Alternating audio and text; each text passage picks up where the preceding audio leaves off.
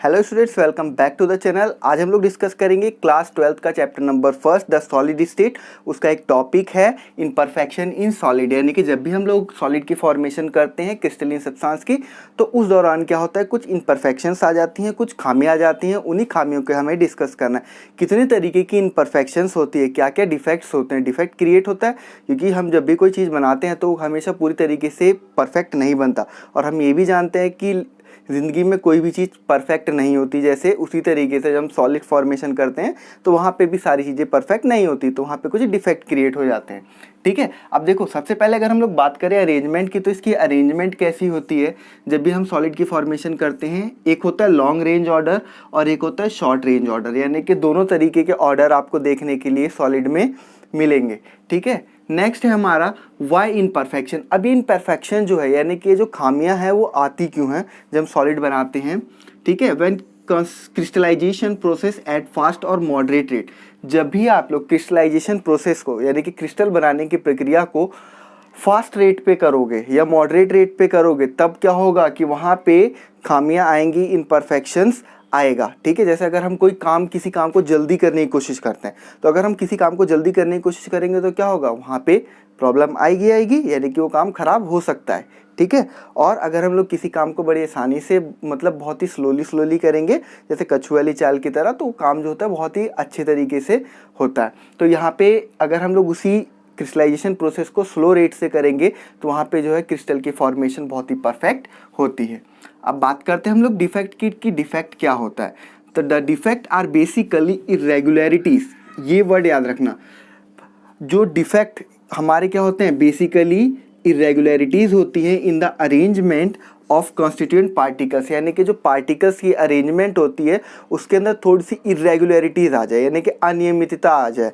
देखो जैसे कि अगर हमारे यहाँ पे इस तरीके से पार्टिकल्स लगे हुए हैं, ठीक है, ऐसे करके सारे पार्टिकल बिल्कुल साथ साथ लगे हुए हैं, लेकिन अचानक से क्या होता है, जो अगली रो में एक आध पार्टिकल यहाँ पे आ जाए, फिर यहाँ पे बीच में आ जाए, ठीक है, इस तरीके से हो जाए, तो यहाँ पे थोड़ी सी इरेगुलरिटीज़ आ गई।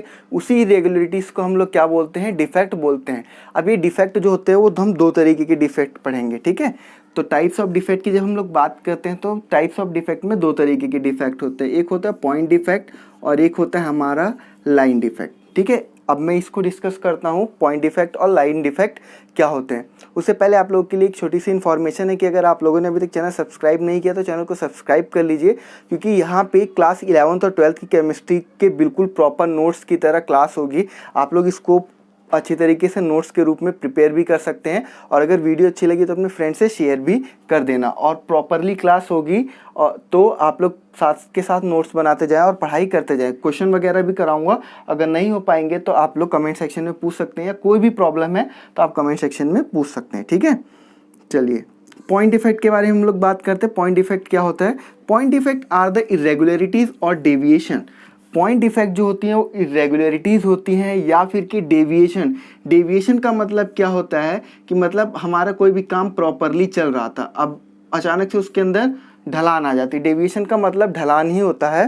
ढलान आ जाने का मतलब क्या कि काम बिल्कुल सही चल रहा था या अरेंजमेंट बिल्कुल परफेक्ट थी, लेकिन अचानक से थोड़ा बहुत उसके अंदर डेविएशन आ गया, इस थोड़ा बहुत वो अप डाउन हो गया। ठीक है, अब कोई पार्टिकल इस तरीके से, मान लो अरेंजमेंट थोड़ी सी इस तरीके से हो गई तो डेविएशन हो गया, थोड़ा बहुत अप डाउन हो गया उसके अरेंजमेंट में from ideal arrangement. Ideal arrangement का मतलब होता है उसकी जो प्रॉपर अरेंजमेंट होनी चाहिए थी, कैसी कि एक पार्टिकल के नीचे दूसरा पार्टिकल होना चाहिए था, लेकिन क्या होता है यहाँ पे थोड़ा बहुत एक आध पार्टिकल अप डाउन हो जाता है, तो डेविएशन आ जाती है उसकी आइडियल अरेंजमेंट में अराउंड अ पॉइंट और atom in A crystalline substance. यानी कि अब यहाँ पे देखो पूरे के पूरे स्ट्रक्चर में चेंज नहीं आएगा।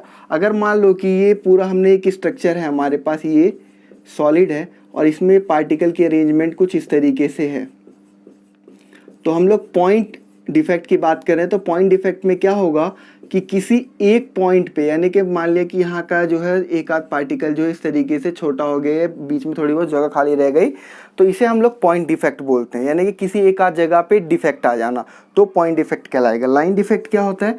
Line defect are the irregularities और डेविएशंस फ्रॉम आइडियल अरेंजमेंट।